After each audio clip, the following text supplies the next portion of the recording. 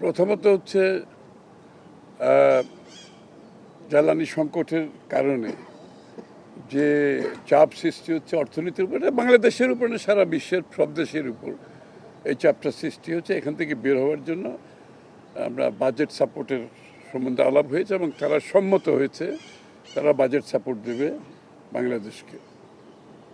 দ্বিতীয় হচ্ছে বাংলাদেশের আবহাওয়াজনিত যে প্রজেক্টগুলো আছে ক্লাইমেটের সাথে জড়িত, এগুলোতে তারা সহায়তা দেবে, যেমন সোলার পাওয়ার সাথে জড়িত, তারপরে ইলেকট্রিক ভেহিকেলস সহ যে ক্লাইমেট জনিত যে সমস্ত প্রজেক্ট আছে এখানে তারা সাপোর্ট দেবে। এখানে কিন্তু আবার জ্বালানি সংকটেরও একটা ব্যাপার জড়িত আছে, যে সৌর বিদ্যুতের সাথে আমরা সিদ্ধান্ত নিয়েছি 20 থেকে 30% বাংলাদেশে উৎপাদন করলে আমাদের জ্বালানি সংকট অনেক কমে যাবে। এখানেও তারা সম্মত হয়েছে সাপোর্ট দেওয়ার জন্য। এছাড়া আরও অবকাঠামোগত বিভিন্ন যে প্রজেক্টগুলো আছে সেখানে তারা সহায়তা দেবে এবং মূলত এই আলোচনা আর কি।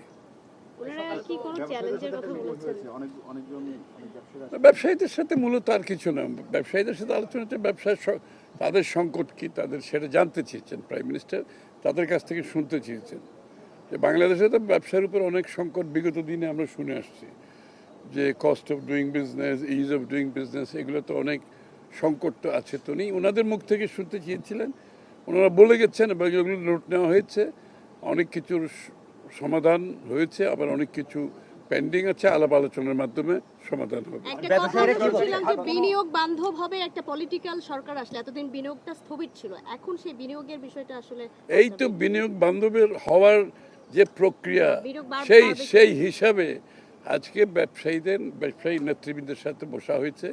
তাদের কাছ থেকে উনি শুনেছেন যে বিনিয়োগের পথে বাধা কোথায়, তাদের বিনিয়োগে বাধা কোথায় কোথায় পাচ্ছে, এগুলোর সমাধান উনি করতে চান, খুব সহসা করতে চান এবং এইগুলো শুনেছেন। কিছু কিছু সমাধান অন দ্য স্পট দিয়েছেন, আর বাকিগুলো আলোচনার মাধ্যমে সমাধান দেওয়া হবে।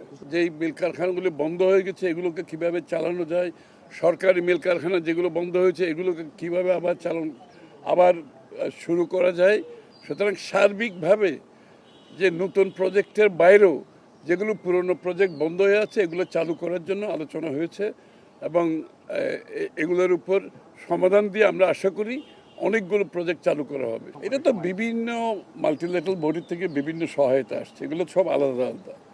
তো সুতরাং আমরা সহযোগিতা পাচ্ছি মাল্টিল্যাটারাল বডিগুলোর থেকে, সহযোগিতা পাচ্ছি এবং আশা করি এগুলোর সাথে সাথে আমরা দেশীয় সম্পদ দিয়ে সব কিছু মিলিয়ে এখনো পর্যন্ত তেমন কোনো সমস্যা হয়নি।